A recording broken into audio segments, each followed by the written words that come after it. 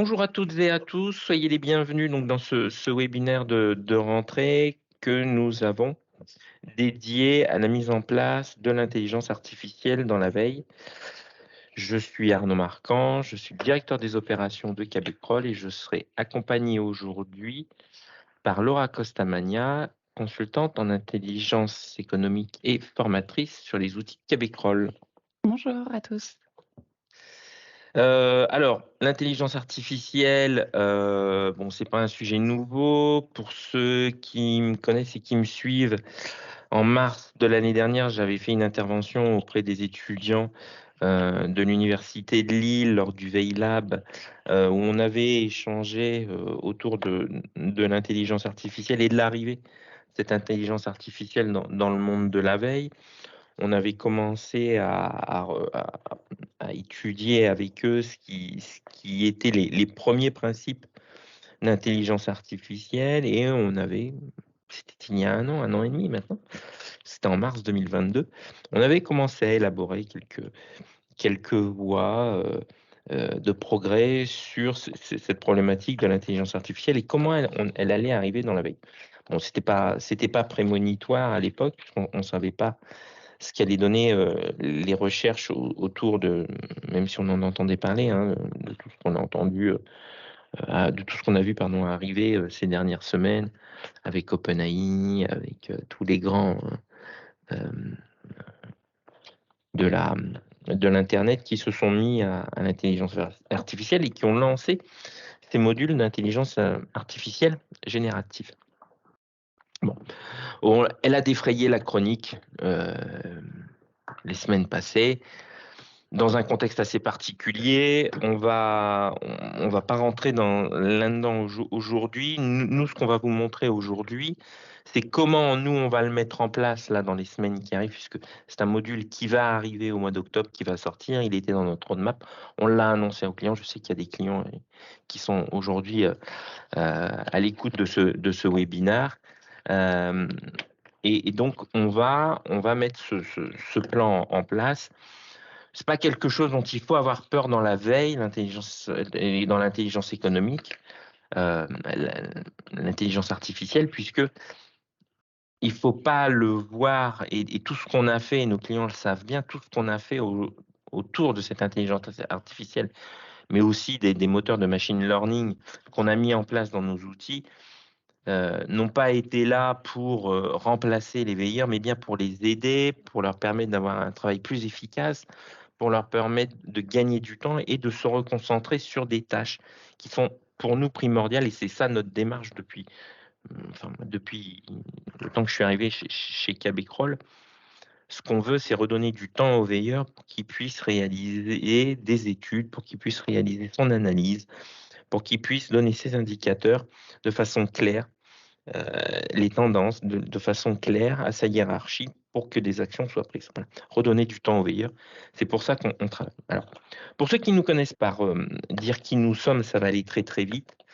Le besoin aujourd'hui, tel qu'il se traduit autour de l'intelligence artificielle et plus globalement autour du métier de la veille et de l'association de cette nouveauté. Ensuite, Laura vous fera une démonstration avec des résultats qu'on a préparés parce que c'est comme tout système, il y a un traitement et faire du traitement en live, on fera un petit traitement pour vous montrer, mais le gros des traitements va prendre du temps et c'est ce temps, même si c'est raccourci, il est quand même assez, encore aujourd'hui, il prend du temps et lors d'un webinaire, c'est pas intéressant pour vous d'attendre de voir apparaître un résultat, donc on a préparé des choses. Et puis au fur et à mesure, il y aura des questions-réponses. N'hésitez pas à poser des questions-réponses sur le module de questions-réponses de Teams qui est sur votre écran en haut, hein. Vous avez une petite bulle avec un point d'interrogation. N'hésitez pas à poser vos questions et on y répondra. On fera quelques pauses dans la démonstration pour pouvoir répondre aux questions au fur et à mesure. Voilà. Alors, pour ceux qui ne nous connaissent pas, qui sommes-nous à propos de Québecrol? Alors, aujourd'hui, Québecrol, c'est un des premiers éditeurs de logiciels et de solutions de veille en France, une société française, capitaux français, une entreprise familiale. Aujourd'hui, on a plus de 100 000 utilisateurs dans le monde. C'est une entreprise qui existe depuis 20 ans, donc il y a une certaine pérennité dans l'entreprise, avec un savoir-faire made in France qu'on a plaisir à dire, puisque nous sommes propriétaires de notre infrastructure, nous sommes propriétaires de nos machines. Ces machines sont logées en France. On satisfait à des besoins de souveraineté de la donnée vis-à-vis de nos clients, avec une couverture internationale, puisque nos clients sont en France, mais aussi en Amérique du Nord, en Afrique et partout en Europe. Et puis depuis le début de Québec-Roll, un petit peu plus de 500 projets ont été réalisés. Alors aujourd'hui, il n'y a pas 500 projets actifs dans les bases de données et dans les outils qui gèrent la veille et l'intelligence économique aujourd'hui chez Québec-Roll. Mais depuis le début, il y a plus de 500 projets qui ont été réalisés, avec des projets ponctuels et des projets qui durent, puisque certains de nos clients, et je sais que certains sont là, je les ai vus arriver, sont là quasiment depuis le début de l'aventure Québec-Roll, c'est-à-dire, je me souviens c'est exact, l'arrivée c'est 2003 ou 2004. Aujourd'hui, c'est une société qui est pérenne, qui est stable, qui va réaliser un peu plus de 2 millions de chiffres d'affaires à la fin de l'année, une quinzaine de collaborateurs. On l'a dit, une entreprise familiale avec des capitaux familiaux, donc une R&D autofinancée, on ne fait pas appel à des fonds. On est entièrement souverain sur la façon dont on réalise nos investissements, avec une croissance soutenue depuis plusieurs années, qui va donc nous permettre, avec ce plan de développement, d'atteindre les 2 millions de chiffres d'affaires cette année. Et puis, une nouvelle voie qui s'est ouverte, KB Intelligence, avec la veille externalisée, qui nous permet d'être un éditeur de solutions de veille, mais aussi en cas de défaillance, de problème, de situations imprévues dans les entreprises ou sur des projets à très long terme, de réaliser une veille personnalisée et externalisée pour nos clients. Nous avons aujourd'hui des clients qui ne font pas appel à nous en tant qu'éditeur de solutions, mais en tant qu'entreprise de conseil pour réaliser la veille. Voilà. Voilà le tableau que je pouvais vous présenter sur Québec-Roll. Maintenant, si on regarde le besoin et comment on va mettre en place cette intelligence artificielle. Bon, il faut que la réponse d'un éditeur de logiciels de veille soit complète et qu'elle couvre le cycle de la veille de A à Z, hein, de la captation à la diffusion et à la promotion de l'information. Aujourd'hui, on est dans le traitement. Cette intelligence artificielle, elle va vous permettre de mieux traiter cette information, de mieux l'analyser, de mieux la transformer, mieux dans le sens plus rapidement. Vous allez gagner du temps là-dessus. Et puis, il faut que cette information, elle soit pérenne dans le temps. On va les enregistrer. C'est pas quelque chose qu'on va les mettre quelque part dans un cloud et qui ne nous appartiendra pas. Non, non, cette information, elle vous appartiendra. Vous l'aurez fait générer par cette intelligence, par cette machine, mais elle vous appartiendra. Ce sera votre résultat que vous allez mettre dans vos informations que vous allez transmettre pour la veille. Donc on parle d'efficacité parce qu'on va vous redonner du temps, parce que vous n'allez plus avoir à aller chercher à droite à gauche des applicatifs, des add-ons, des choses comme ça. Tout sera dans l'outil. Il faut intégrer un maximum de fonctionnalités dans l'outil, avec donc forcément des nouvelles fonctionnalités qui n'existaient pas et qui vont apparaître, qui vont vous permettre d'améliorer vos comptes rendus. Une pérennité parce que tout est enregistré et parce qu'aussi on va se brancher avec un module, mais si demain, pour une raison X ou Y, cette société-là va défaillir, on pourra se brancher à une autre, c'est pas un problème puisque les fonctionnalités, grosso modo, sont les mêmes hein, d'un opérateur d'intelligence artificielle à un autre. Et puis l'adaptabilité, bon, bien sûr l'adaptabilité parce qu'on pourra aller se connecter à l'un à l'autre, mais on va aussi pouvoir organiser les choses en fonction de votre besoin et vous les amener au bon endroit dans votre veille. On verra ça. Donc la vocation et les valeurs, on va les respecter au travers de tout ce nouveau module. C'est vraiment notre démarche et tout se fait au travers de ça, quelles que soient les fonctionnalités qu'on va mettre en place et qu'on mettra en place ou qu'on a déjà mis en place dans euh, dans KB Suite ou même dans KB Access. Mais aujourd'hui, on parlera de KB Suite. Alors, de quoi on va parler aujourd'hui? Et comment on va vous permettre de vous recentrer sur votre métier? J'avais présenté cette slide aux étudiants de l'Université de Lille l'an passé, et on avait échafaudé tout notre dialogue et toute ma participation autour de cette slide. Collecter l'information, diffuser et agir, ce sont des modules différents de ceux qu'on va... Enfin, des modules, des parties du cycle de la veille, des étapes du cycle de la veille qui sont différentes, sur lesquelles on est déjà revenu. Je vous invite à aller voir aussi les webinaires qui sont en ligne, où on vous parle de KB Suite et comment on a déjà mis du machine learning, de l'intelligence artificielle pour collecter l'information, pour aider à aller collecter la bonne information sur les sites, pour diffuser l'information, proposer de l'information à la publication. Voilà, donc ça, on a déjà réalisé. Ce qu'on va vous montrer aujourd'hui, c'est traiter l'information et analyser l'information. Traiter au travers de la traduction, au travers de l'analyse. On va autour de l'enrichissement de l'information et puis l'analyse. Analyser, ça va être tout ce qui va être, on va aller chercher du sentiment, on va faire du résumé, voilà. Voilà, toutes ces fonctionnalités-là qui vont vous faire gagner du temps et qui vont vous apporter une vraie valeur ajoutée, et vous allez le voir autour de l'intelligence artificielle et et pour votre veille, va vous être montré juste après par Laura. Juste un dernier mot, ce qui va vous être présenté est une version bêta qui n'est pas encore la version diffusable auprès de nos clients. Elle est aujourd'hui dans une version de test, elle n'est pas encore diffusée, elle n'est pas encore, elle est tarifée, on parlera de la tarification ensuite, à la fin de la démonstration. Voilà, elle est branchée à OpenAI, donc ce que vulgairement les gens appellent ChatGPT, qui en fait n'est qu'une partie.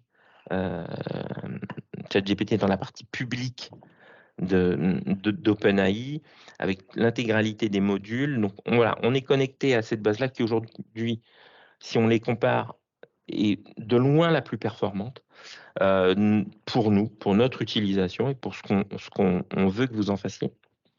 Et donc, on va parler de ces deux étapes au centre du cycle de la veille. Si vous avez des questions, n'hésitez pas, je le répète, à utiliser le module de questions-réponses qui est dans l'interface Teams en haut. Et je vais passer la main à Laura pour la démonstration. Donc, rebonjour à tout le monde. Alors, ici, nous sommes sur notre outil qui est divisé donc en plusieurs parties, comme l'a dit Arnaud. Donc, la partie surveillée, donc là où on va mettre en surveillance des sources et on va collecter l'information. La partie publiée, là où vraiment on va se concentrer sur le traitement de l'information. Donc, ici, c'est dans cette partie-là qu'on va faire un petit focus. Et ensuite, la partie diffusée, où là, vraiment, c'est pour permettre une diffusion, donc notamment avec des newsletters. Donc moi, je vais vous présenter vraiment le module d'intelligence artificielle qu'on a intégré à notre outil et avec lequel vous allez pouvoir vraiment réaliser différentes actions sur ces articles. Je vais à ce niveau-là, donc pour ceux qui ne sont pas clients, c'est à ce niveau-là en fait qu'on va pouvoir retrouver tous mes articles qui sont pertinents à mes yeux. Et c'est vraiment à cet endroit-là que va se retrouver le module d'intelligence artificielle. Alors moi, j'ai choisi cet article-là. Bon, c'est pour un peu l'actualité de maintenant. Bon, c'était avant le match de la Namibie. Et donc, ça va être vraiment à ce niveau-là qu'on va retrouver le module. Donc, c'est vraiment au niveau de l'article pour pouvoir faire les différentes actions et traitements. Donc il y a différentes choses qui vous sont proposées. La première, on va vous permettre en fait de poser une question, au module qui va vous faire une réponse. Moi, la question que j'ai posée, c'est, qui est Antoine Dupont? Donc clairement, on m'a fait une mini, biographie d'Antoine de 1 à 2 lignes. Cette biographie, on va pouvoir, la copier et l'intégrer, à notre article pour, pouvoir, mettre un peu plus de données. Ensuite, qu'est-ce qu'on peut faire d'autre avec l'outil? On va pouvoir, résumer, tout simplement l'article. Et ce résumé, on va pouvoir choisir, déjà en quelle langue en fait le résumé va être. On a, 5 langues qui vous sont proposées, pour le moment. Et ensuite, on va pouvoir choisir, sur quoi en fait on veut que le résumé, soit fait. Est-ce qu'on veut que ce soit sur le titre? Bon, ça serait très court. Sur le texte d'en-tête, donc le petit texte, qui, en 2 lignes, hop, présente l'article, ou alors sur le texte, ou alors carrément, sur, tous les 3. Moi, j'ai choisi de faire le résumé seulement sur le texte et de le faire en français. Et donc là, si je descends un peu, hop, il est là mon résumé. Donc vous voyez en 2-3 lignes, pareil, j'ai le résumé de mon article que je peux, copier pour le mettre dans mon article, pour enrichir mon article, ou alors que je peux définir comme texte d'en-tête et dans ce cas-là, ça remplacera en fait le texte d'en-tête qui est actuellement avec un nouveau texte, avec ce nouveau résumé-là. Ensuite, on va pouvoir extraire les thématiques. Donc extraire les thématiques, ça va être vraiment extraire les entités nommées, qui sont présentes dans mon article ou même les thématiques principales qui ressortent, sur mon article. Hop, donc moi, c'est ce que j'ai fait et elles sont à ce niveau-là. Donc c'est différentes, entités nommées ou non, mais c'est vraiment plus des thématiques qui ressortent. Ces thématiques-là, si je veux, je vais pouvoir les ajouter aux, thématiques qui ont déjà été extraites par notre, propre outil. En fait, nous, on a déjà un propre outil de métadata et donc je peux en plus, ajouter, hop, si je veux rajouter Mathieu Jalibert, je le clique et ça va directement me le rajouter à mes métadatas qui sont déjà actuellement. Ou alors encore une fois, je peux le copier, pour après l'enrichir, je ne sais pas si j'ai une base de données à part, hop, faire, enrichir cette petite base. Ensuite, qu'est-ce qui est possible d'autre? Ça va être, faire une présentation de ces entités. Donc j'ai extrait des entités et je vais pouvoir ensuite faire une présentation de ces entités, c'est-à-dire, avoir une mini définition, qui est cette personne, qui est, je ne sais pas, cette entreprise et donc je vais obtenir ceci et pareil, cette présentation, je peux l'avoir en différentes langues. J'ai choisi de la faire en français.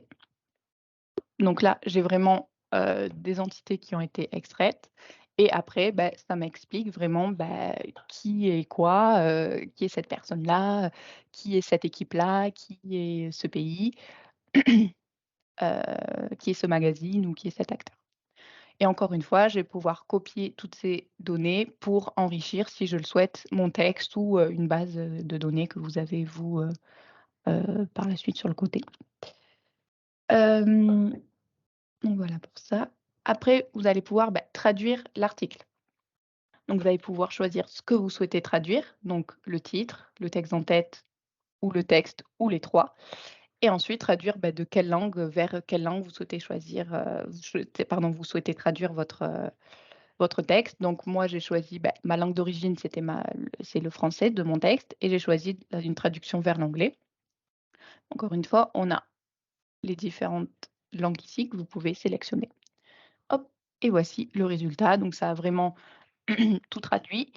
Cette traduction, soit je peux la copier pour l'intégrer dans mon article, soit je peux vraiment remplacer, tout mon article par cette traduction.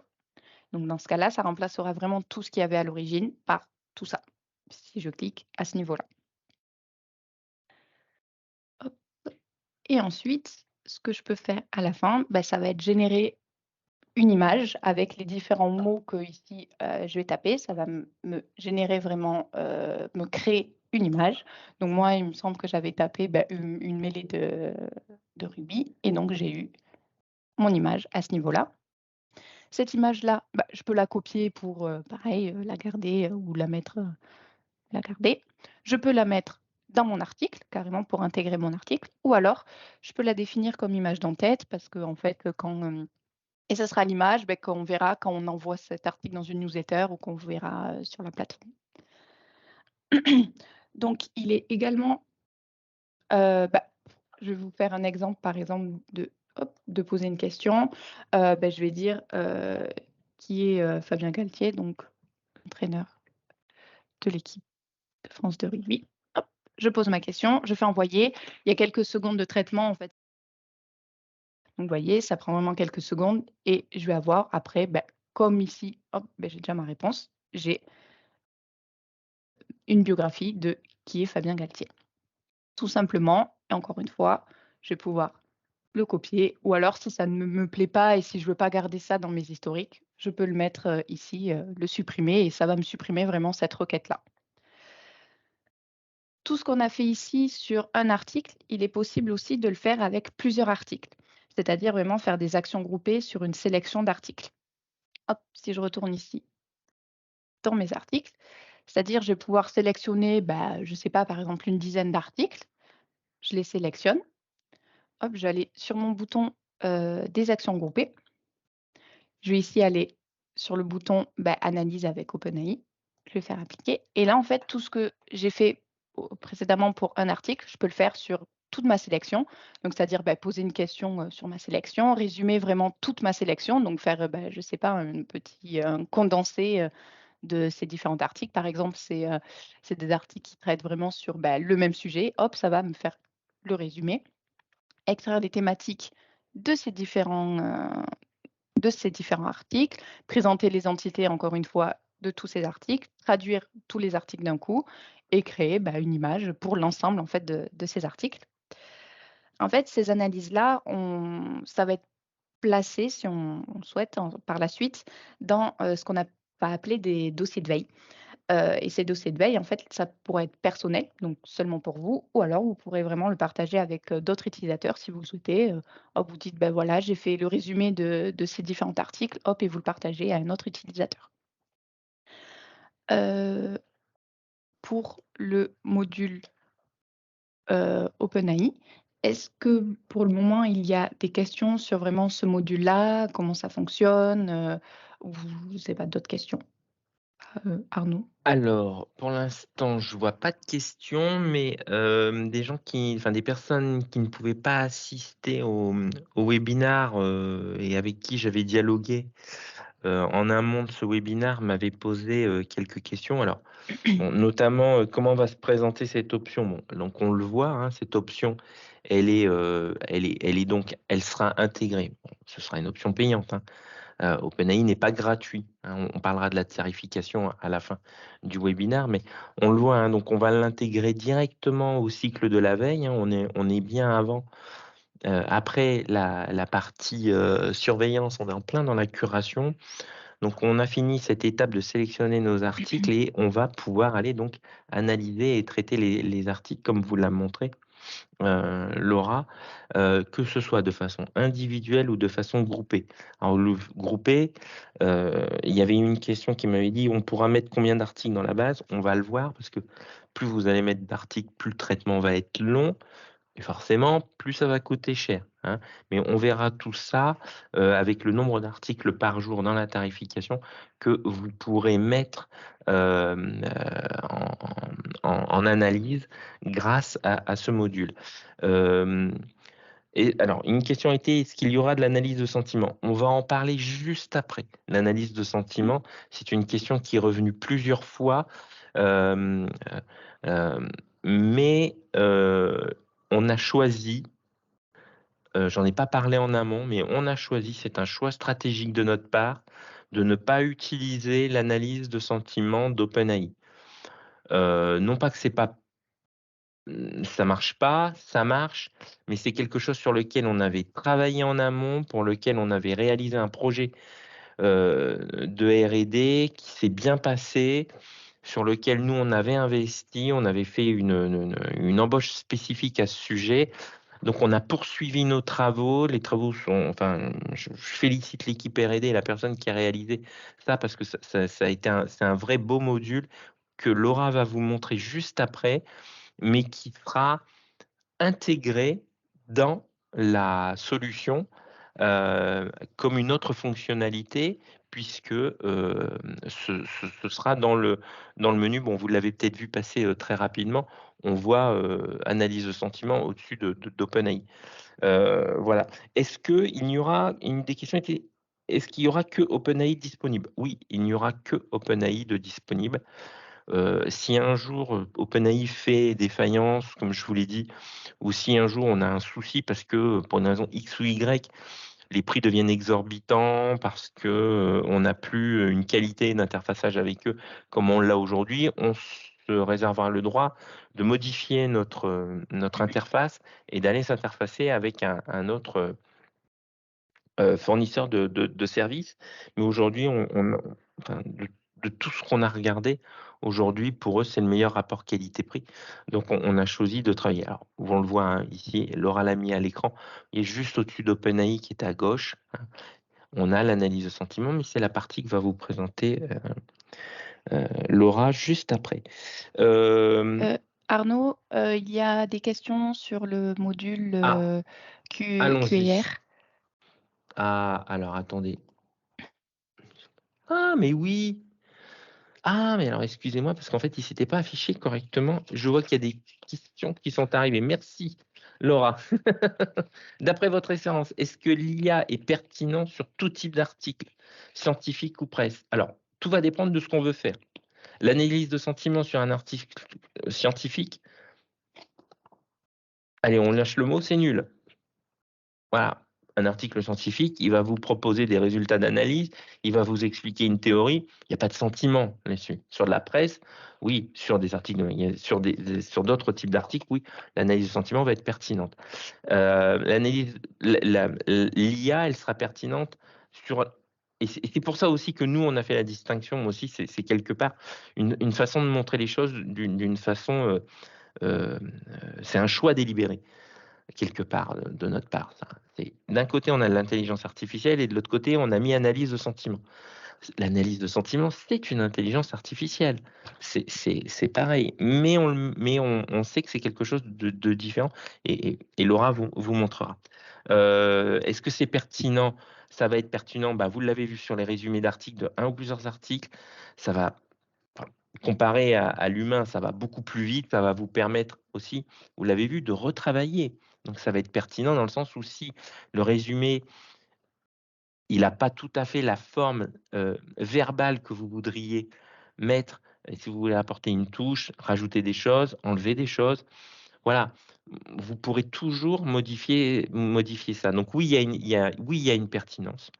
C'est clair. Moi, enfin, on pourrait débattre là-dessus, bien sûr, mais moi, la dernière newsletter que certains d'entre vous ont reçue, et je vous conseille, pour ceux qui ne sont pas abonnés, de vous abonner à notre newsletter, une partie de l'édito, je me suis amusé à le faire avec le module de poser une question. Voilà, je lui dis, donne-moi un édito pour une newsletter. Et il m'a sorti quelques phrases que j'ai reprises quasiment intégralement dans la... Voilà. Donc oui, il y a de la pertinence. C'est clair, il y a de la pertinence. Cela veut dire que vous créez des espaces personnels où on pourra gérer des dossiers de veille. Oui, oui, il y aura des espaces personnels dans lesquels vous pouvez. Alors, ça existe déjà, les espaces personnels, dans la partie plateforme, et il y aura des dossiers de veille. Et on appelle dossier de veille aussi cet ensemble d'articles qu'on va mettre en traitement et dans ce module. Oui. D'où vient l'image? Est-ce libre de droit? Alors, l'image ici, c'est une image que tu as générée, Laura, c'est ça? Oui, c'est vraiment l'IA qui a créé cette image. Donc Voilà, donc on elle est voit, il y libre a de il y a des droit. petits défauts, donc oui, elle est libre de droit. Voilà. Oui, donc elle est libre de droit. Alors, une chose qu'on n'a pas dit, mais qu'il faut signaler, que tout contenu qui sera généré, on mettra quelque part généré par le module d'intelligence artificielle. Voilà.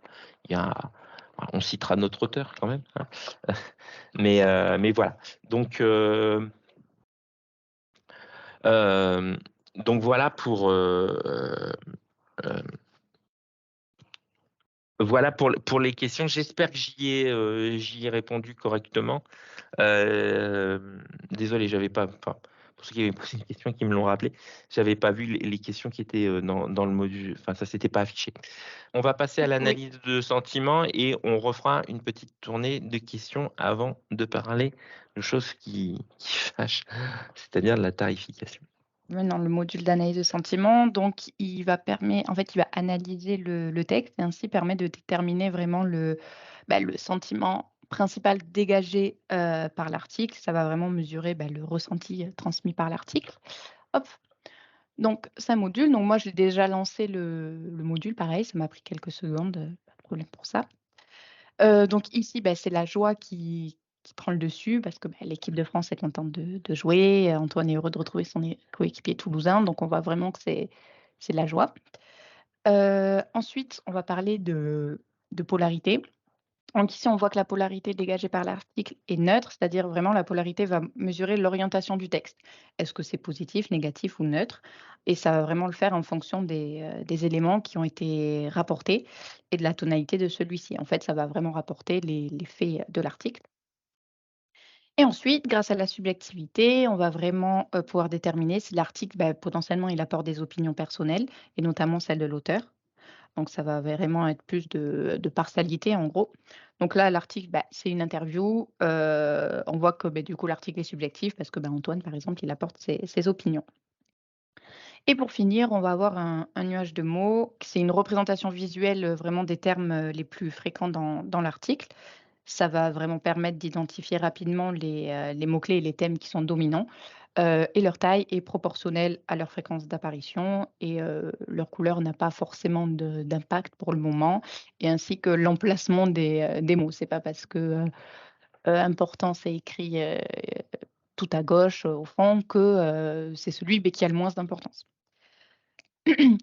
Et ensuite, vous allez pouvoir aussi, si vous voulez, ajuster en fait, le sentiment. Si par exemple, vous dites: «Bah non, moi j'aurais pas dit que c'était de la joie, mais j'aurais dit plus que c'était de la surprise», hop, vous pouvez changer si vous le souhaitez et dans ce cas-là, le module apprendra de vos actions.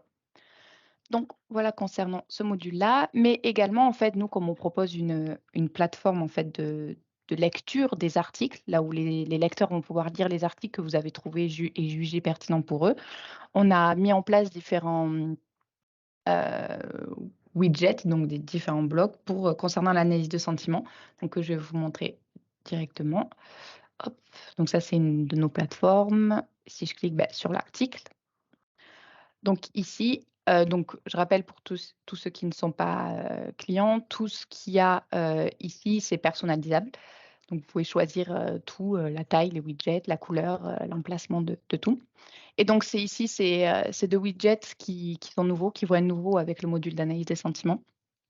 Et comme ça, en fait, vos lecteurs, ils pourront vraiment avoir un aperçu, de l'analyse des sentiments également, parce que là, on l'avait en fait côté un peu back office pour vraiment les veilleurs, mais comme ça, les lecteurs finaux, eux aussi, ils verront, ils pourront voir, que l'émotion principale, hop, c'est la joie et qu'il y a pas forcément de polarité, que le ressenti, c'est assez neutre. Encore une fois, tout ça est personnalisable. Heu, hop, hop, donc si je retourne là, je pense avoir fait le tour concernant l'analyse de sentiments. Automatiquement, si je ne dis pas de bêtises, les articles sont lancés, en fait, sans analyse de sentiments et si vous voulez vraiment analyser les sentiments, il faudra cliquer à ce niveau-là et ça prendra quelques secondes comme, OpenAI. De mon côté, je pense avoir tout dit. Est-ce qu'Arnaud, vous pensez qu'il y a d'autres sujets à aborder concernant l'analyse de Alors, sentiments? pour l'analyse de sentiments, donc on l'a vu, c'est qu'il y a une intelligence, mais il y a aussi du machine learning. Donc la machine, elle va aussi apprendre si vous corrigez en fonction elle peut faire une erreur. La machine, elle n'est pas infaillible, hein, quelle que soit, elle est comme nous. Donc il peut y avoir une erreur ou un réajustement, hem, aju f f ajuster plus finement, une analyse. Donc ce sera libre au veilleur de corriger. Ça, en pareil, s'il y a je dirais de l'ironie dans un texte, il se peut que, on voit quelque chose de positif qui soit négatif ou inversement. Donc voilà, donc vous pourrez corriger et la machine apprendra de ça. Donc voilà, il faudra enrichir charge aussi au veilleur d'enrichir ce module, pour qu'il soit, encore plus efficient, dans ses résultats. On a une question. Est-il possible de demander des analyses sur des articles attachés en format PDF? Je ne sais pas. Laura, est-ce que l'analyse d'un PDF en pièces attachées pourra être réalisée? Pour moi, non, mais Norm Ouais, alors aujourd'hui, on ne l'a pas fait, pour moi, mais non. comme on indexe l'intégralité du contenu, normalement, je vois pas ce qui pourrait nous empêcher de de le faire, puisque l'intégralité des contenus qui est mis dans la base est indexée. Donc si un article arrive avec une pièce attachée, je pense que alors là, ici, on ne l'a pas fait, c'est vrai, tu as raison, Laura. On ne l'a Mmh. pas montré, mais normalement, oui, le PDF ou le Word, enfin tout ce qu'il y a à côté, pourra être analysé. Attention, je parle d'un PDF qui est lisible. Si on a un PDF issu d'un scan, il faudra d'abord, mais ça fait partie d'un autre webinaire que je vous invite à aller retrouver sur la chaîne YouTube. Il faudra passer par le module de speech to text qui est intégré à la et d'ossérisation qui est intégré à l'outil dans la partie surveillée où on va faire l'analyse on va récupérer, retranscrire les textes qui sont dans les images pour les passer en format texte et ensuite vous pourrez faire de l'analyse de sentiments. Pareil, si vous avez une vidéo qui peut être retranscrite, vous pouvez récupérer le texte et ce texte pourra être analysé, que ce soit par OpenAI en résumé ou faire de l'analyse de sentiments. Et à différents niveaux du site internet, oui, parce qu'on va pouvoir aller en profondeur dans un site internet, il n'y a pas de souci. Donc, quel que soit l'endroit où se trouve votre article, on pourra aller le récupérer, le mettre dans la base, l'indexer et faire l'analyse. Et ici, si c'est à différents endroits de ce site internet-là, donc de la plateforme, dans la même thématique, vous pourrez toujours choisir autant de, de textes que vous voulez. Oui, il n'y a pas de souci. Je vois qu'il y a une autre Oui, question. Comment on corrige l'analyse de sentiments? Vas-y, montre-nous, Laura. c'est à ce niveau-là. Ça va être vraiment là ce petit hangar. Si vous vous dites: «Bah, non, l'émotion au final, comme j'ai dit, c'est pas forcément la joie, c'est plus la surprise». Hop, je vais cliquer ici surprise et l'outil, comme l'a dit, très bien Arnaud, ça va apprendre de vos actions et c'est vraiment le machine learning et comme ça, il se dira: «Beh, plutôt s'il y a ces mots-là, s'il y a ces ressentis-là, hop, beh, je vais plutôt mettre la surprise plutôt que la joie». Et également pour, la polarité, ça va être à ce niveau-là, si vous dites: «Bah, non, c'est pas neutre». Moi, je trouve ça que c'est assez positif ou même très positif. Vous le cliquez à ce niveau-là. C'est pas du tout, non, le nuage de mots, il est généré, tel quel. Donc c'est pas à ce niveau-là, ça va être vraiment ici. Est-ce qu'il y aura Il n'est pas possible de d'autres supprimer je vois, il y a un autre. Il n'est pas possible de supprimer des mots du nuage de mots, par exemple. Non, pour le moment, le nuage de mots n'est pas «touchable» entre guillemets parce qu'en fait, il est vraiment dans le back office, pour le moment, il n'est pas côté plateforme. le nuage de mots, il est comme celui que vous avez dans le module de data visualisation, hein, Mmh qui est mh. dans la plateforme. Il ne fait que retranscrire en grossissant les mots les plus importants, comment? Les idées Oui, les les plus termes les importantes, plus, voilà, oui. les termes les plus importants, merci, Laura, les termes les plus importants qui vont être grossis au milieu, mais c'est juste une adaptation du module de data visualisation, hein, c'est tout. Attention, hein, c'est pas un outil de configuration, hein, comme peut l'être, le widget, on va dire, la fenêtre en bas à gauche, où Mmh mh. on le voit bien, c'est votre analyse et il y a une petite case avec le petit stylo, modifier. Donc là, vous pouvez modifier. C'est vraiment là où vous avez la personnalisation. Est-ce qu'on S a non, d'autres j'ai pas questions? l'impression qu'il y ait d'autres questions. Suite à cette démonstration de Laura, donc vous avez vu l'ensemble des fonctionnalités qui vont arriver courant octobre. Euh, que ce soit sur l'analyse de sentiments, donc qui est un algorithme qui nous est qui est notre propriété et qu'on a développé en interne à partir des bases de connaissances existantes, mais qu'on a entièrement redéveloppé en interne avec l'équipe R&D et qui aujourd'hui, vous l'avez vu, est un module qui est prêt à sortir. Sur la partie intelligence artificielle, on a encore 2-3 petites choses à voir, mais pareil, c'est quasiment prêt et ça va sortir courant octobre. On l'avait annoncé pour fin octobre, mais ça arrivera courant octobre. Ça arrivera avant la fin octobre. Donc ça, ce sera disponible bientôt. Et pourquoi aussi on l'a différencié? Alors bien sûr, il y a un choix, je vous l'ai dit. On l'a développé en interne, analyse des sentiments, et on veut le proposer. Par contre, OpenAI, vous l'avez compris, c'est un module qui ne nous appartient pas. La partie traitement, on se connecte à un système. Nous avons retraité et régénéré tout le format d'information derrière leur interface, de façon à ce qu'elle soit entièrement compatible avec les écrans. On a recréé tous les écrans, on a créé intégralement le module, on a créé toutes les fonctionnalités en interne dont on avait besoin. Mais la partie traitement en elle-même, le résumé, la traduction, la génération, etc., c'est pas nous qui le faisons, hein. On va sur la base d'OpenAI. Donc forcément, comme pour toute entreprise, ce ne sont pas des philanthropes et vous vous doutez bien que eh bien, tout ça, c'est payant. Alors, on a décidé chez KB Kroll de ne pas mettre en place une tarification unique avec un module unique pour OpenAI, parce que vos besoins ne sont pas les mêmes. Certains ont des grandes équipes de veille où on va traiter plusieurs dizaines d'articles par jour, on va publier plusieurs dizaines d'articles dans des thématiques différentes.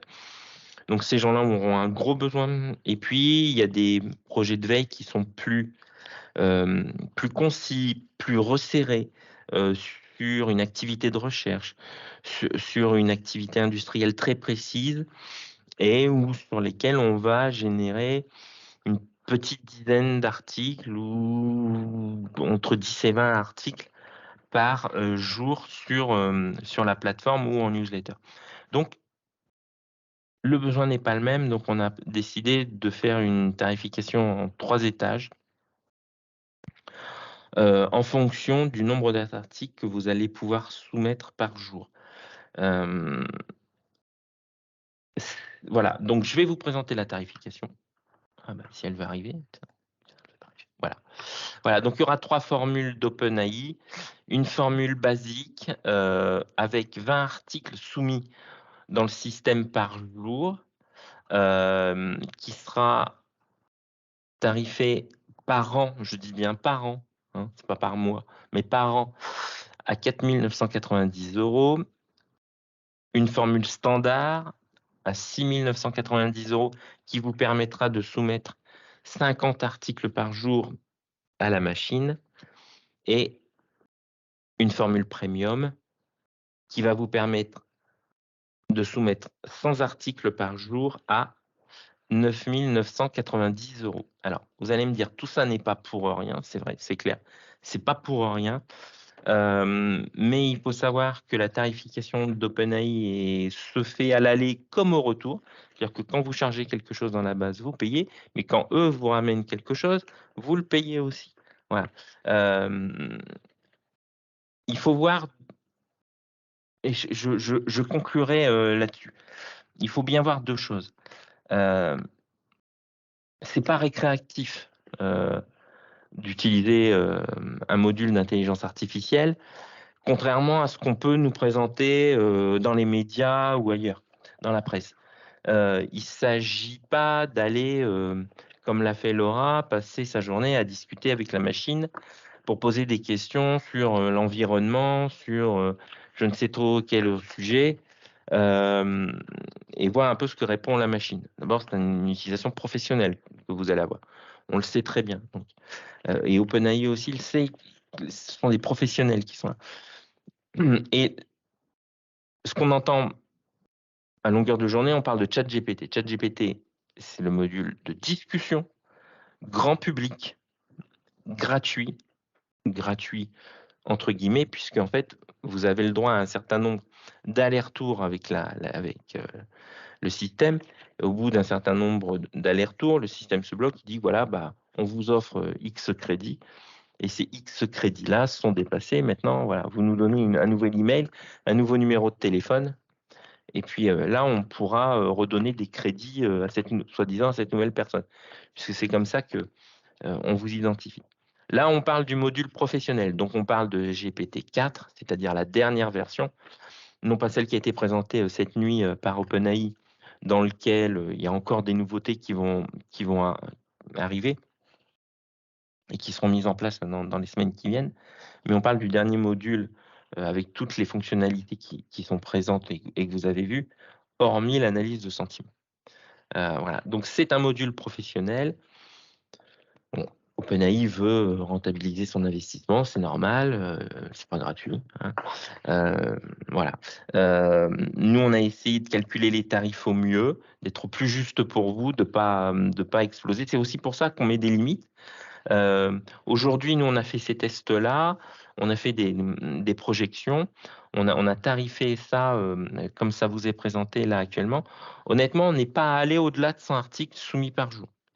Je sais que peut-être autour de ce webinaire, il y a des gens dans des très grosses sociétés qui publient plus de 100 articles par jour, peut-être 200.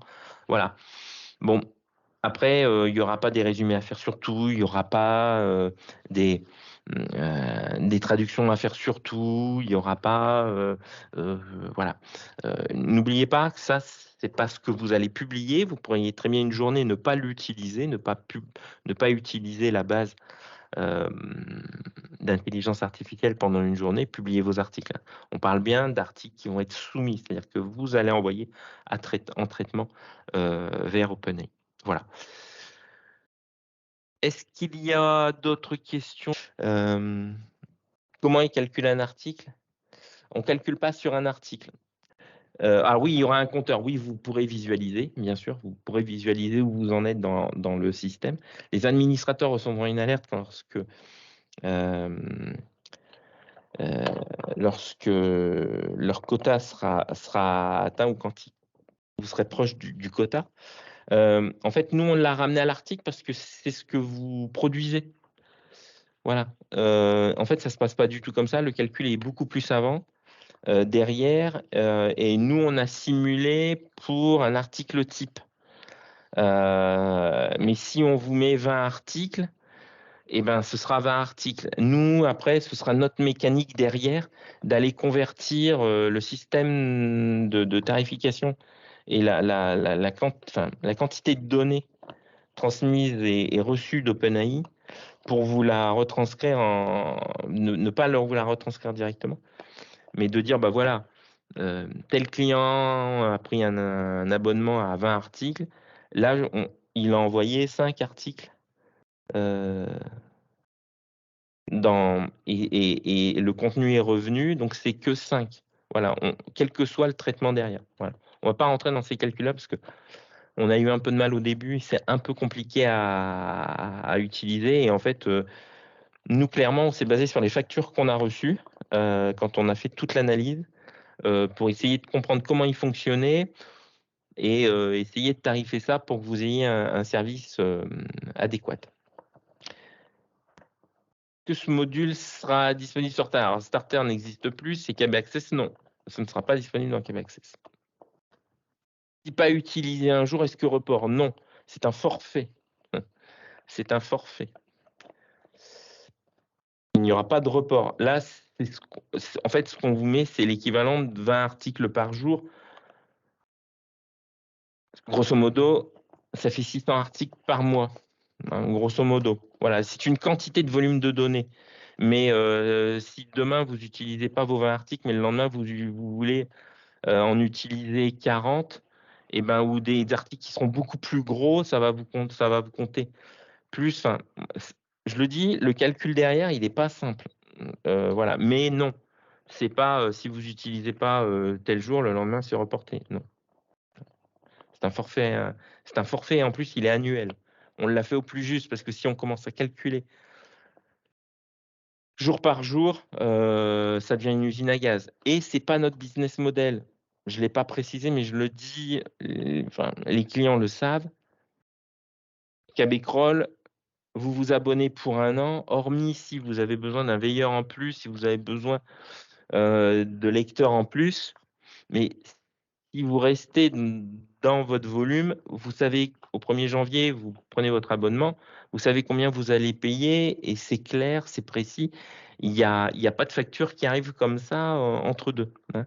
Les gens sont sereins au niveau budgétaire et c'est ce qu'on a voulu faire, c'est que vous soyez serein. Vous dites: «Bah, voilà, moi je prends une formule, basique parce que je veux démarrer, je verrai bien. Je vais voir pendant 6 mois ce que ça donne». Pendant 6 mois, vous regardez, vous dites: «Bon, bah, voilà, j'ai jamais dépassé, je continue».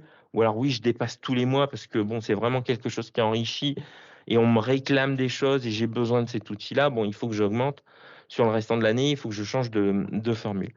Mais voilà, il y aura pas de non, non, c'est, parce que sinon, on va vous envoyer des factures tous les jours, tous les jours, tous les jours, tous les jours. Nous, c'est ce qu'on reçoit, hein, donc je peux vous assurer que parce que quand on ne l'utilise pas pendant un certain temps, pendant une semaine, par exemple, au bout d'une semaine, ils disent: «Bon, bah, il l'a pas utilisé», hop, ils balancent une facture. Bon, voilà et on le saura précisément, vous le dire les compteurs, parce qu'on mettra un compte par client. Voilà. On saura définir un compte client et non pas un volume complet pour Québecrol et refaire un prorata. Ce sera très précis, on saura exactement, ce que vous consommez, parce que vous aurez votre propre compte par client. On ne mutualise rien chez, chez Québecrol. Pas de nouvelles questions, une fois. Pas de nouvelles questions, 2 fois. Alors j'adjuge. Je vous remercie toutes et tous de votre participation, et du temps que vous nous avez consacré, puisque là, on vient de passer 1 heure ensemble. Je vous souhaite une très belle journée qui s'annonce ensoleillée sur à peu près tout le territoire. Je vous dis à très bientôt. N'hésitez pas à nous contacter si vous avez, besoin de plus amples renseignements, si vous voulez avoir quelque chose de plus personnalisé, si vous voulez vous renseigner sur les tarifs, sur les prestations qu'on offre, voilà, nous sommes à votre disposition. Un mail, le site internet, vous remplissez un formulaire et nous y répondrons rapidement comme nous le faisons toujours et avec grand plaisir. Je vous remercie toutes et tous. Merci Laura Merci. et je vous souhaite une très bonne journée et je vous dis à très bientôt. Au revoir. Au revoir, à bientôt.